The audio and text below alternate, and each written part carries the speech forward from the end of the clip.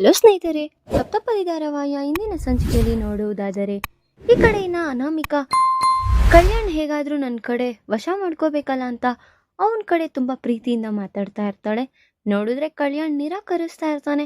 ಆಗ ಯಾಕೆ ಕಲ್ಯಾಣ್, ಇನ್ನೂ ಆಗೋಗಿರೋ ವಿಚಾರನೇ ಇನ್ನೂ ತಲೆಯಲ್ಲಿ ಇಟ್ಕೊಂಡಿದ್ಯಾ? ಆಗೋಗಿರೋದನ್ನ ಬಿಟ್ಟಾಕು. ಸಾರಿ ಕೇಳ್ತಾ ಇದ್ದೀನಲ್ವಾ ನಾನು, ಯಾವತ್ತೂ ಆ ರೀತಿ ಮಾಡಲ್ಲ, ಪ್ಲೀಸ್ ಅರ್ಥ ಮಾಡ್ಕೊ ಅಂತ ಹೇಳ್ತಿದ್ರು.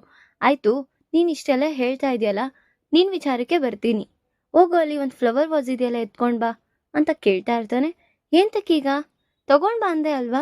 ಸರಿ ತರ್ತೀನಿ ಅಂತ ಹೋಗಿ ಅಲ್ಲಿರೋ ಫ್ಲವರ್ ವಾಸ್ನ ಎತ್ಕೊಂಡ್ ಬರ್ತಾಳೆ. ಸರಿ, ಇದನ್ನ ಕೆಳಗ್ ಬಿಸಾಕು ಅಂತ ಹೇಳ್ದ. ಏನು ಬಿಸಾಕ್ಬೇಕಾ? ಸರಿ, ನೀನೇನೋ ಹೇಳ್ತಿದ್ಯಾ ಅಂತ ಬಿಸಾಕ್ತಾ ಇದ್ದೀನಿ ಅಂತ ಹೇಳ್ತಾ ಇರ್ತಾಳೆ. ಸರಿ ಅಂತ ಏನೋ ಬಿಸಾಕ್ದಾಗ, ಸರಿ ಈಗ ಅದನ್ನ ಮತ್ತೆ ಮೊದ್ಲಿನ ತರ ಮಾಡು. ಹೀಗ್ ಬಿದ್ದೋಗಿದ್ಯಲ್ಲ, ಅದಕ್ಕೆ ಸಾರಿ ಕೇಳು ನೋಡೋಣ, ಅದು ಸರಿ ಹೋಗುತ್ತಾ? ಏನು ಏನ್ ಮಾತಾಡ್ತಿದ್ಯಾ ನೀನು? ನೀನ್ ಹೇಳಿದ್ಕೆ ಅಲ್ವಾ ನಾನು ಎಸ್ದಿದ್ದು, ಹೌದಲ್ವಾ? ಮತ್ ನಾನ್ ಹೇಳಿದ್ಕೆ ಸಾರಿ ಕೇಳೋದಕ್ಕೆ ಸರಿ ಹೋಗುತ್ತಾ? ನಾನು ನೋಡ್ತೀನಿ ಅಂತ ಹೇಳ್ತಾ ಇದ್ದಂಗೆ, ಕಲ್ಯಾಣ್ ನಿನ್ಗಿನ್ನಿಷ್ಟ ಹೇಳಿದ್ರು ನನಗೆ ಗೊತ್ತಾಗ್ತಾ ಇಲ್ಲ ಅಂತ ಹೇಳಿ ಅವಳು ತುಂಬಾ ನಿರಾಶೆಗೊಂಡು ಅಲ್ಲಿಂದ ಹೊರಟಿರ್ತಾಳೆ. ಕಲ್ಯಾಣ್ ಸಹ ಬೇಸರವಾಗಿ ಅಲ್ಲೇ ಮೌನವಾಗಿ ಸ್ಥಗಿತಗೊಂಡಿರ್ತಾನೆ. ಇನ್ ಈ ಕಡೆ ನೋಡಿದ್ರೆ ಕಾವ್ಯ ಫ್ರೆಶ್ ಅಪ್ ಆಗ್ಬಿಟ್ಟು ಬರ್ತಾ ಇದ್ದಂಗೆ ಅವಳಿಗೊಂದು ಸ್ಲಿಪ್ ಸಿಗುತ್ತೆ. ಅದ್ರ ಮೇಲೆ ಹ್ಯಾಪಿ ವೆಡ್ಡಿಂಗ್ ಆನಿವರ್ಸರಿ ಅಂತ ಬರ್ದಿರೋ ಸ್ಲಿಪ್ನ ನೋಡಿ, ನೀವು ನಾನು ಅವಾಗ ಇಷ್ಟ ಇದ್ರೂ ಇಲ್ಲ ಅಂದ್ರೂ ನೀವು ನನಗಷ್ಟು ಪ್ರೀತಿ ತೋರಿಸ್ತಾ ಇದ್ರಿ, ಬಟ್ ಈಗ ನಿಮ್ಗೆ ನನ್ನ ಮೇಲೆ ಪ್ರೀತಿ ಇದೆ ಅಂತ ಗೊತ್ತಾದ್ರೂ ನಾನು ಹೇಗ್ರಿ ನಿಮ್ನ ಬಿಟ್ಟು ಹೋಗ್ತೀನಿ?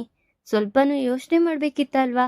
ಆದ್ರೂ ನೀವು ನನ್ನ ಗಂಡ, ನನ್ನ ಸರ್ವಸ್ವ ನೀವು, ನಿಮ್ನ ಬಿಟ್ಟು ನಾನೆಲ್ಲಿಗೆ ಹೋಗ್ತೀನಿ?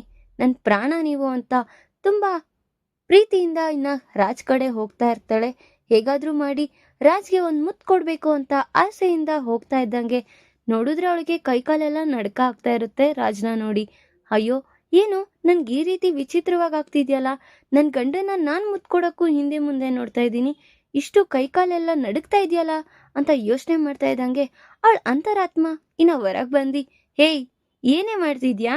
ನಿನ್ ಗಂಡ ಕಣೆ, ನೀನ್ ಯಾಕೆ ಈ ರೀತಿ ಭಯ ಪಟ್ಕೊಂಡ್ ನಿಂತಿದ್ಯಾ?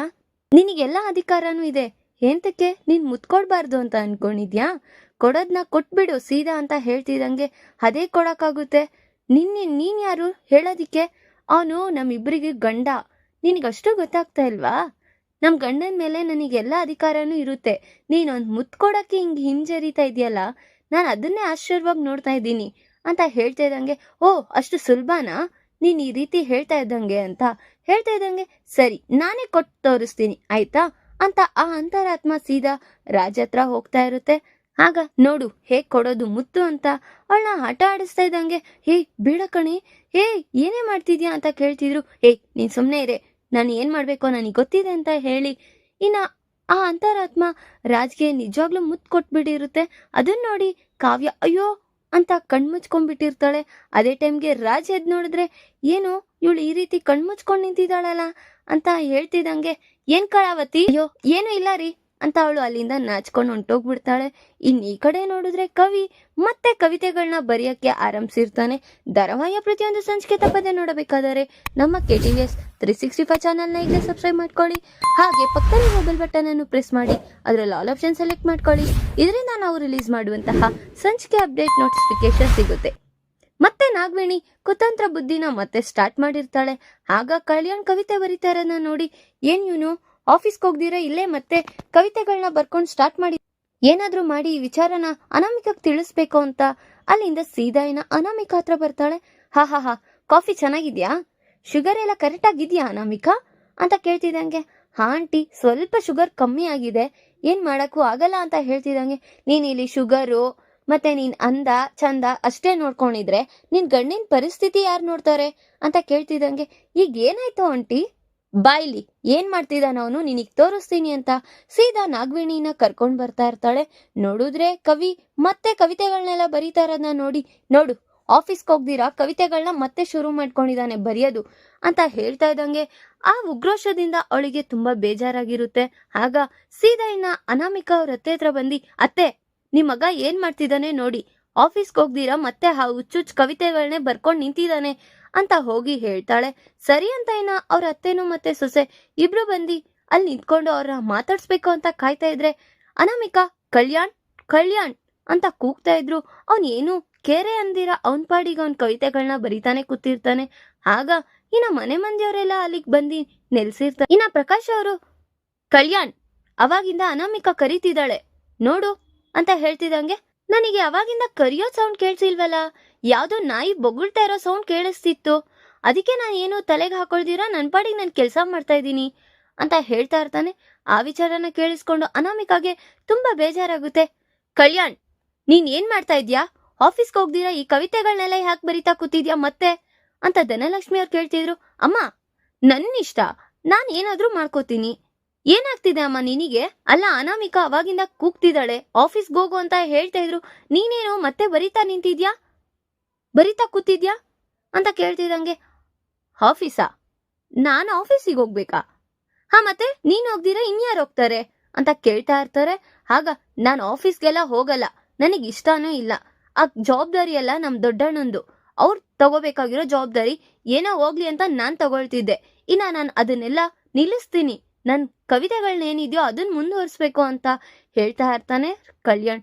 ಆಗ ಮನೆ ಮಂದಿಯವ್ರಿಗೆಲ್ಲರಿಗೂ ಶಾಕ್ ಆಗಿರುತ್ತೆ. ಯಾಕೆ ಕಲ್ಯಾಣ್ ಈ ರೀತಿ ಮಾಡ್ತಾ ಇದ್ಯಾ? ಕೆಲ್ಸಕ್ಕೆ ಹೋಗು ಅಂತ ಹೇಳಿದ್ರೆ ನೀನೇನ್ ಹಿಂಗ್ ಮೌನವಾಗಿ ಕೂತಿ ಈ ರೀತಿ ಬರಿತಾ ನಿಂತಿದ್ಯಾ ಅಂತ ಕೇಳ್ತಾನೆ ಇರ್ತಾರೆ ಎಲ್ಲಾರು. ನೋಡಿದ್ರೆ ಯಾರಿಗೂ ಸಂಜೆಶಿ ಕೊಡ್ದಿರಾ ನನ್ ಇಷ್ಟ, ನಾನ್ ಏನ್ ಮಾಡ್ಬೇಕೋ ನನಗ್ ಗೊತ್ತಿದೆ ಅಂತ ಹೇಳ್ತಿದಂಗೆ, ಆಗ ಅವ್ರ ದೊಡ್ಡಮ್ಮ ಮಾತಾಡ್ತಾ ಇರ್ತಾರೆ. ದೊಡ್ಡಮ್ಮ, ನಾನು ಇನ್ನ ಆಫೀಸಿಗೆ ಹೋಗಲ್ಲ, ಅದು ಅಣ್ಣನ್ ರೆಸ್ಪಾನ್ಸಿಬಿಲಿಟಿ, ನಾನ್ ಎಂತಕ್ಕೆ ಹೋಗ್ಬೇಕು? ಇಷ್ಟ ದಿವಸ ಆದ್ರೆ ಏನೋ ಹೋಗ್ತಿದ್ದೆ, ಅಣ್ಣಂಗೆ ನೋಡ್ಕೊಳಕ್ ಹೇಳಿ ಅಂತ ಕಲ್ಯಾಣ್ ಖಂಡಿತವಾಗಿ ಹೇಳ್ತಿದಂಗೆ, ಆ ಕಡೆ ನಿಮ್ಮ ಅಣ್ಣನೂ ಹೋಗ್ದಿರಾ, ನೀನು ಹೋಗ್ದಿರಾ, ಇಲ್ಲಿ ನಿಮ್ ದೊಡ್ಡಪ್ಪ ನಿಮ್ಮ ಅಪ್ಪ ಅವ್ರು ಯಾರು ಹೋಗ್ದಿರಾ, ಇನ್ನು ಆಫೀಸ್ ಯಾರು ನೋಡ್ಕೋತಾರೆ ಅಂತ ಕೇಳ್ತಾ ಇರ್ತಾರೆ ಅಪರ್ಣ ಅವರು. ನನಗ್ ಗೊತ್ತಿಲ್ಲ, ನಾನು ಅದಕ್ಕೆಲ್ಲ ಹೋಗೋದಿಲ್ಲ ಅಂತ ಹೇಳ್ತಿದಂಗೆ, ಈ ಕಡೆ ನೋಡಿದ್ರೆ ನಾಗವೇಣಿಗೆ ಹಬ್ಬ, ಹೇಗೋ ಇನ್ನ ನನ್ ಮಗನ್ನ ಆರಾಮಾಗಿ ಕಳಿಸ್ಬೋದಲ್ಲ ಅಂತ ತುಂಬಾ ಖುಷಿ ಪಡ್ತಾ ಇರ್ತಾಳೆ. ರಾಹುಲ್ ಸಹ ಹಾಗೆ ಅವ್ರ ಅಮ್ಮನ ಕಡೆ ನೋಡಿ ತುಂಬಾ ಸ್ಮೈಲ್ ಕೊಡ್ತಾ ಇರ್ತಾನೆ. ಇನ್ನ ನನ್ನೇ ಕಳಿಸ್ತಾರೆ ಆಫೀಸ್ ಜವಾಬ್ದಾರಿಗೆ ಅಂತ ನೋಡಿದ್ರೆ ಈ ಕಡೆ ಸುಭಾಷ್ ಅವ್ರಿಗೆ ತುಂಬಾ ಬೇಜಾರಾಗಿ, ಕಲ್ಯಾಣ್ ಏನ್ ಮಾಡ್ತಿದ್ಯಾ ನೀನು? ಆಫೀಸ್ಗೆ ಹೋಗ್ಬೇಕು ಅನ್ನೋ ನಿನಗೆ ರೆಸ್ಪಾನ್ಸಿಬಿಲಿಟಿ ಇಲ್ವಾ ಅಂತ ಬೈತಾ ಇದ್ರು. ಇಲ್ಲ ದೊಡ್ಡಪ್ಪ, ನಾನ್ ಹೋಗಲ್ಲ ಅಂದ್ರೆ ಹೋಗಲ್ಲ ಅಷ್ಟೇ, ನನ್ ಮಾತ್ಗೆ ಇನ್ನ ನೀವ್ ಯಾರು ಅಡ್ಡ ಹಾಕ್ಬೇಡಿ ಅಂತ ಖಂಡಿತವಾಗಿ ಹೇಳ್ತಿದಂಗೆ, ಇನ್ನ ಮನೆ ಮಂದಿಯವರೆಲ್ಲರೂ ಮೌನವಾಗಿರ್ತಾರೆ. ಈ ಕಡೆ ನೋಡಿದ್ರೆ ರಾಜ್ ಮತ್ತೆ ಕಾವ್ಯ ಅವರು ಸಹ ಏನಪ್ಪ ಹೇಳೋದು ಅಂತ ತುಂಬಾ ದೀರ್ಘಕಾಲದಿಂದ ಯೋಚನೆ ಮಾಡ್ತಿದ್ದಂಗೆ, ಈ ಕಡೆ ಇನ್ನ ಕಲ್ಯಾಣ್ ಎಲ್ಲರ ಮುಂದೆ ನಾನ್ ಹೋಗಲ್ಲ ಅಂದ್ರೆ ಹೋಗಲ್ಲ, ನಾನಿನ್ನ ರೆಸ್ಪಾನ್ಸಿಬಿಲಿಟಿನ ನಾನು ನಿಭಾಯಿಸಲ್ಲ ಅಂತ ಖಂಡಿತವಾಗಿ ಎಲ್ಲರ ಮುಂದೆ ಹೇಳ್ತಾ ಇರ್ತಾನೆ. ಆ ವಿಚಾರನ ಕಂಡು ಅನಾಮಿಕಾಗೆ ಮತ್ತೆ ಅವ್ರ ಅಮ್ಮ ಅವ್ರಿಗೆಲ್ಲ ತುಂಬಾ ಬೇಜಾರಾಗ್ತಾ ಇರುತ್ತೆ. ಈಗ ಮನೆ ಮಂದಿಯವರೆಲ್ಲರೂ ಸೇರಿ ಕಲ್ಯಾಣ್ನ ಆಫೀಸಿಗೆ ಕಳಿಸ್ತಾರ. ಈ ಕಡೆ ನೋಡಿದ್ರೆ ನಾಗವೇಣಿ ಹೇಗಾದ್ರೂ ಮಾಡಿ ನನ್ ಮಗನ್ಗೆ ಪಟ್ಟ ಕೊಡ್ಬೇಕು ಅಂತ ಯೋಚನೆ ಮಾಡ್ತಿದ್ದಾರೆ. ರಾಜ್ನೇ ಆಫೀಸಿಗೆ ಕಳಿಸ್ತಾರ ಅಥವಾ ನಾಗವೇಣಿ ಆಸೆ ಅಂತೆ ರಾಹುಲ್ನ ಆಫೀಸಿಗೆ ಕಳಿಸ್ತಾರ, ಮತ್ತೆ ಅಲ್ಲೇನಾದ್ರೂ ಅಲ್ಲಲ್ಲ ಕಲ್ಲಲ್ಲ ಸೃಷ್ಟಿ ಆಗುತ್ತಾ? ಈ ಕಡೆ ನೋಡಿದ್ರೆ ಕಾವ್ಯ ಹೇಗಾದ್ರೂ ಮಾಡಿ ಆ ಮಗು ಅವ್ರ ತಾಯಿ ಯಾರು ಅಂತ ತಿಳ್ಕೊಳಕ್ ಹೊರಟಿದ್ದಾಳೆ. ಅವ್ಳು ತಿಳ್ಕೊಂತಾಳ ನಾನು ಮುಂದಿನ ಭಾಗದಲ್ಲಿ ತಿಳಿಸ್ಕೊಡ್ತೀನಿ. ಈ ವಿಡಿಯೋ ಇಷ್ಟ ಆದ್ರೆ ಲೈಕ್ ಮಾಡಿ, ನಿಮ್ಮ ಫ್ರೆಂಡ್ಸ್ ಹಾಗೆ ನಿಮ್ಮ ರಿಲೇಟಿವ್ಸ್ಗೂ ಶೇರ್ ಮಾಡಿ ಅಂಡ್ ಕಮೆಂಟ್ ಮಾಡಿ. Thanks for watching.